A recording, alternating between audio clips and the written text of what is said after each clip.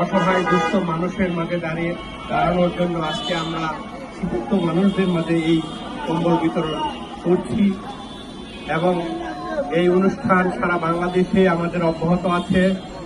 প্রতিটা ওয়ার্ড, থানা, প্রতিটা এলাকাতে আমরা শীতযুক্ত মানুষের মাঝে কম্বল বিতরণ করছি। শুধু তাই নয়, ন্যায্য মূল্যের আমরা তরিতরকারি থেকে শুরু করে সমস্ত কিছু আমরা দিচ্ছি। তারেক রহমানের নির্দেশে দেশ নায়ক তারেক রহমান আগামী দিনের রাষ্ট্রনায়ক, ওনার একটি বক্তব্য, আপনারা মানুষের মাঝে থাকবেন, ন্যায় অন্যায়ের প্রতিরোধ করা, কোনো চাঁদাবাদী সন্ত্রাসীদেরকে রুখে দেওয়া, যারা রাষ্ট্র ক্ষমতা থেকে লুটপাট করেছে তারা যেন আবার প্রতিষ্ঠিত না হতে পারে।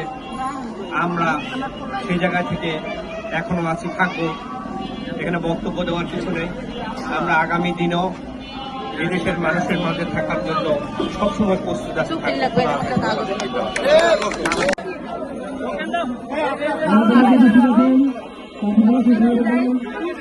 আরে